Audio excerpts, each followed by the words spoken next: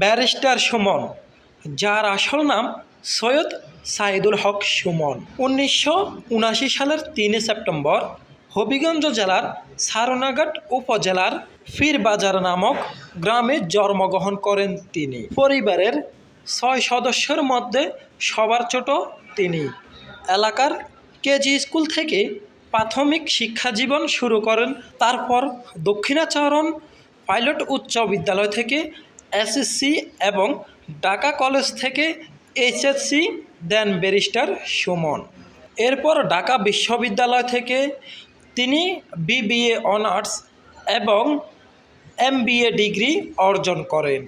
পরবর্তীতে তিনি ইংল্যান্ড গিয়ে আইন বিষয় নিয়ে পড়াশোনা করেন এবং লিঙ্কন ইন থেকে ব্যারিস্টার অ্যাট ল অর্জন করেন। তার স্ত্রী শাম্মী আক্তারও একজন আইনজীবী, যিনি বর্তমানে যুক্তরাষ্ট্র প্রবাসী। তার এক ছেলে এবং এক মেয়েও রয়েছে।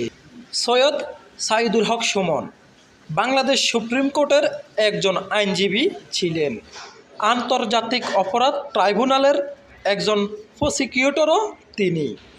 এই পদ থেকে 2012 সালের 13 নভেম্বর পদত্যাগ করেন তিনি।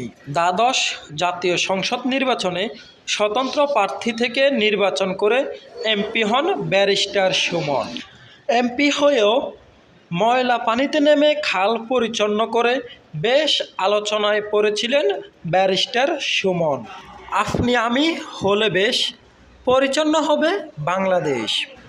এমপি হওয়ার পর বাংলাদেশের ফুটবলের দিকে বেশ নজর দিয়েছিলেন ব্যারিস্টার সুমন, কিন্তু তা বেশি দিন টিকিয়ে রাখতে পারেননি।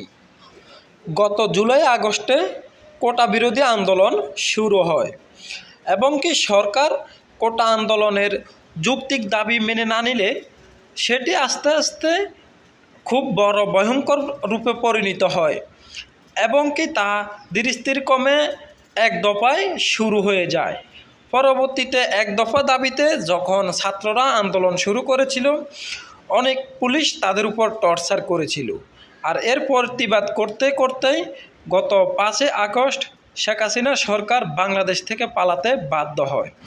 শেখ হাসিনা পালিয়ে ভারত চলে গেলেও বাংলাদেশের অধিকাংশ নেতাই রয়ে গিয়েছিলেন দেশে এবং সবাই আত্মগোপনে ছিলেন।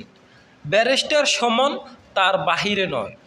বেশ কিছুদিন ব্যারিস্টার সুমনও আত্মগোপনে থাকার পর তিনি স্বেচ্ছায় পুলিশের কাছে ধরা দেন এবং পরবর্তীতে পুলিশ তাকে জেল হাজতে প্রেরণ করেন। তার নামে বেশ কয়েকটি হত্যা মামলা রয়েছে। তিনি বর্তমানে জেল হাজতেই রয়েছেন এবং বিচারিক কাজও চলছে। প্রিয় দর্শক, আপনি যদি আমাদের চ্যানেলে নতুন হয়ে থাকেন তাহলে চ্যানেলটি সাবস্ক্রাইব করে পাশে থাকুন। ধন্যবাদ।